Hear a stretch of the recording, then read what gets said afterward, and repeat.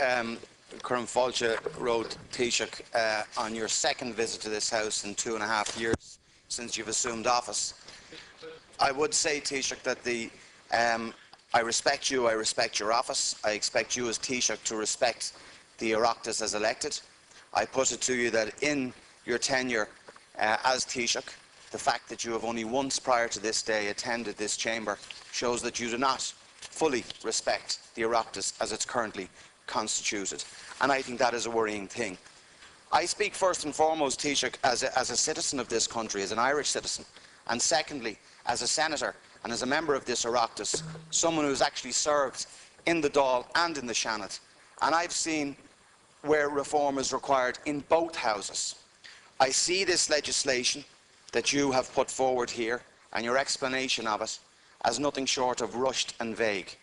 I wouldn't take lightly, Taoiseach, should I ever, which is unlikely, get to your heady heights as Taoiseach of this country, to propose an amendment, to propose a referendum on the abolition of the Seanad that would make 75 specific changes, more than 75 changes, to Bunreacht na hÉireann.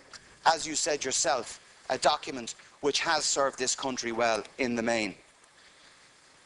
It's more worrying in the context of the fact that your government which you lead has a historical majority in the lower house.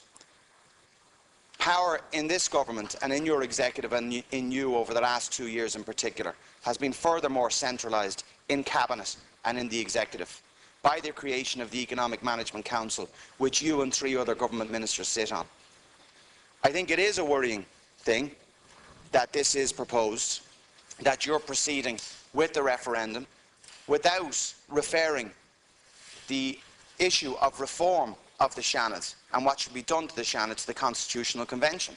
And I would like to hear, Taoiseach, when you return to this House for your 3rd visit to this House, as to what the rationale was, your rationale, not to refer this very important change in how our Oireachtas operates to the Constitutional Convention. I speak as well as someone who has attended the Constitutional Convention and who was actually impressed with the work that was done there. When I was cynical when I went in there first, but was impressed with how it was done. It was a reasoned debate, and I do not see in any way, shape or form what the reason was not to refer this to the Constitutional Convention. I would ask you furthermore, Taoiseach, as to the timing of this referendum and as to you intend to hold this referendum in October. Do I take it that you intend to hold it before the budget?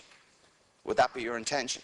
And if it is your intention to hold it before the budget, I put it to you as well, that this is simply a diversionary tactic from difficult decisions that you will have to make in the upcoming budget. And I know that there are not easy decisions and choices to be made by this government. I can tell you, Taoiseach, from talking to people where I live, in North Dublin, that reform of the Seanad is not even in the top 10 items that people discuss. The vulnerable people, the victims that you referred to yesterday, and rightly so, of the economic downturn, want to see government action on things like mortgage arrears, on things like jobs and employment, on emigration.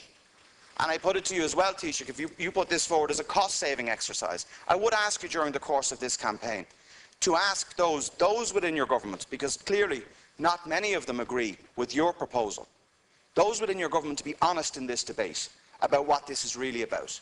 You've bandied figures about of savings of between 20 and 50 million. Deputy Paschal Donoghue, more recently in an article in the Irish Times, mentioned a figure of 50 million. An absolute nonsense. An absolute nonsense, and that should be put to bed. So if we have a debate, which I welcome, by the way, and I will welcome a referendum on this context, that we can actually talk about real reform. And Taoiseach, I would ask you honestly to look at the reform that you have brought through, and your government have brought through, since you've been elected Taoiseach. You've abolished the Ross na Gaeltachta. You have reduced the number of county councillors. You mentioned the Nordic situation of unicameral systems. Can I say as well, what you didn't mention about Denmark is they have 98 local authorities and 2,500 local councillors. Finland have 304 local authorities and 10,000 local councillors. Norway has 423 local authorities and 12,000 councillors.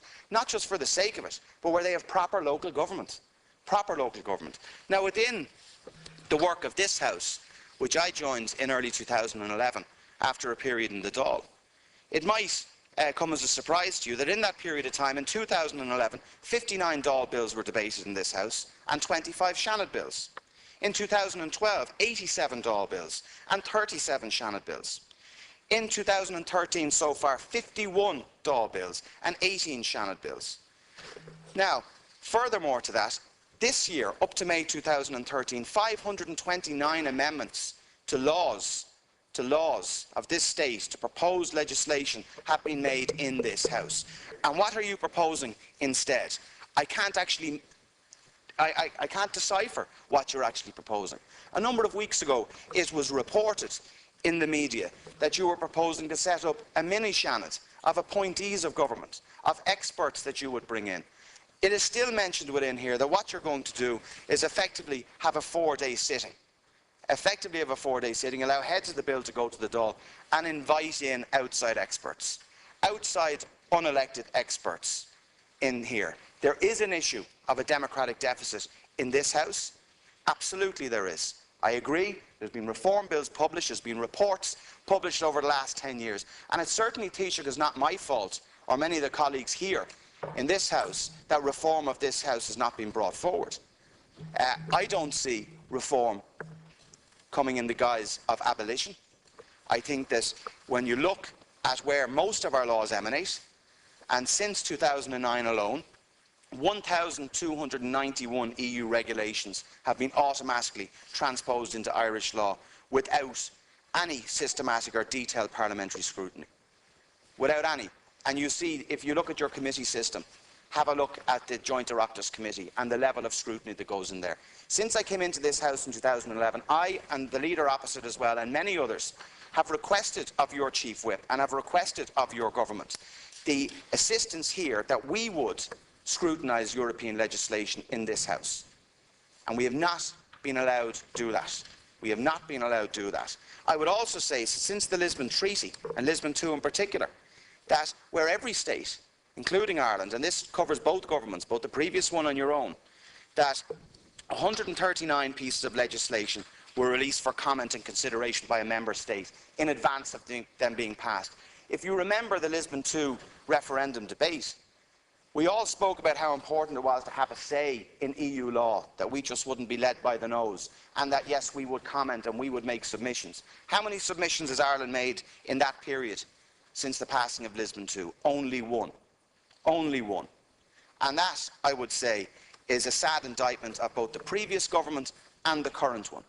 And I would put it to you, Taoiseach, that this chamber here, a reformed chamber, and I've regard for every senator in this House, every senator, they bring, even in a system that is not perfect, they bring a high degree of scrutiny and professionalism and experience to the debate in here, which many of your own ministers have commented on.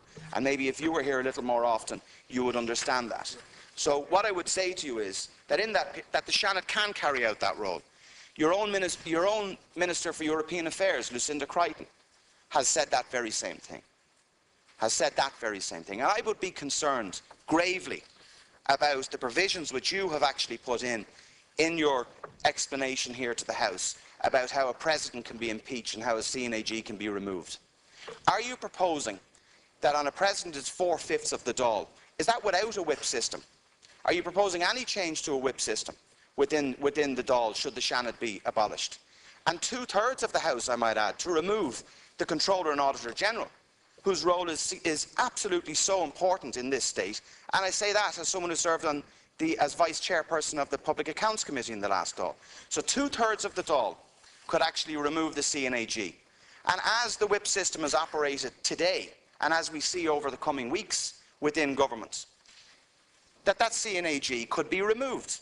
So will the whip system be changed? Will it be changed? Will you allow free votes in certain aspects, but particularly on the issue of the impeachment of a president and the removal of a Controller and Auditor General? You have 1 minute left. Thank you, Cahill. Could I also say, Taoiseach, that since your crusade on reform has commenced, you talked about the Friday sittings, which I watch with interest, which in the main are farcical, if I might add, with the topical issues debate. You say additional leaders' questions. What has happened to the commitment in the programme for government of allowing debates happen, i.e. not using the guillotine. Can I tell you, Taoiseach, that last night was the 55th bill out of 93 in Dáil Éireann that your government has guillotined, i.e. has stopped the debate before it is finished. The 55th. And you allowed, Taoiseach, you allowed 40 minutes of debate at committee stage on removing 1/3 of the Oireachtas. Not the members here. I live if this happens. It's not, I'm concerned as an Irish citizen. I welcome the debate. I will welcome a referendum in this sense, if it's an honest referendum.